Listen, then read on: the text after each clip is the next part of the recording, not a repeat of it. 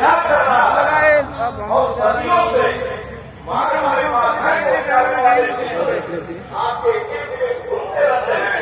मैं छोटा सा उदाहरण देकर कहूँगा कि मर्यादा पुरुषोत्तम भगवान राम जब वन में गए थे तो बड़े अधिक हो गए थे। जब उनकी पत्नी श्री माता सीता का हरण हुआ था तो रामचंद्र जी बड़े कारुणिक ढंग से एक हक में गए मुझपर सैनी तुम देखिए सीता में नैनी ऐसा कह करके वो पूरे जंगल में माता जानकी की खोज कर रहे थे। कुछ बानर भालू कुछ सहयोगी उनके मिले। सीता जी का पता लगाने का काम हनुमान जी ने किया। अंगद से पूछा कि आपने कहा कि समुद्र लागने की गारंटी तो है लेकिन आने की गारंटी नहीं है। तब जामवंत जी ने कहा हनुमान जी को कि कौन तनय बल कौन समाना का चुप साध रहा बलवाना। और वो पता करके आए तो उनका एक मित्र सुग्रीव था। सुग्रीव की भी यही कहानी थी कि उसकी भी स्त्री का हरण बाली ने कर लिया था। तो देखा कि रामचंद्र जी का तो कमवा होता जा रहा है तो बराबर रामचंद्र जी को डिस्टर्ब करता था। अरे साहब आपका तो काम होता चला जा रहा है, मेरे काम के बारे में आप विचारे नहीं कर रहे हैं। तो रामचंद्र जी जैसे श्रेष्ठ मर्यादा पुरुषोत्तम को भी क्रोध आया। उन्होंने कहा कि अब सब काम छोड़ करके आज तुम्हारा काम करेंगे और आज बाली और सुग्रीव का युद्ध होगा। और मैं बाली को एक ताकत मिली थी कि जो सामने से आएगा उसका आधा बल बाली में चला जाएगा। तो राम को छींट के मारना था। तो सुग्रीव और बाली का युद्ध हुआ। बाली ने सुग्रीव की बड़ी धुनाई किया और सुग्रीव लस्त पस्त हालत में भाग के भगवान के पास आए कि अरे आपने तो कहा था कि हम बाली को मार देंगे और आपने मारा ही नहीं। मेरी तो मार के उसने हालत खराब कर दिया। तो रामचंद्र जी ने कहा कि भाई तुम दोनों भाइयों की शक्ल एक जैसी थी, मैं भ्रम में पड़ गया।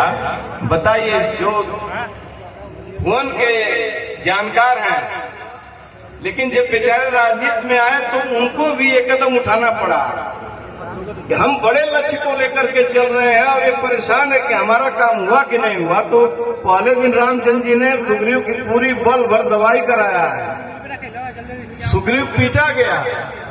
तब रामचंद्र जी ने रुद्राक्ष की माला निकाल करके दिया और आज जाकर के लड़ो और बाली का वध किया। और उन्हीं छोटे छोटे लोगों को लेकर के उन्होंने सेतु बांध रामेश्वरम तक गए और लंका पर विजय प्राप्त करके वापस आए। देखला मित्रों, यह सब उदाहरण मैं इसलिए दे रहा हूं कि हम सभी लोग यहाँ से वहां तक बैठे हुए लोग किसी न किसी प्रकार से राजनीति से जुटे हुए हैं। हम राजनीति में जब काम करते हैं तो हमारे सामने बाधाएं बहुत आती हैं, लेकिन हमें इन बाधाओं को लांघ कर अपने लक्ष्य की प्राप्ति करना है। और हमारे लक्ष्य का प्राप्ति क्या है?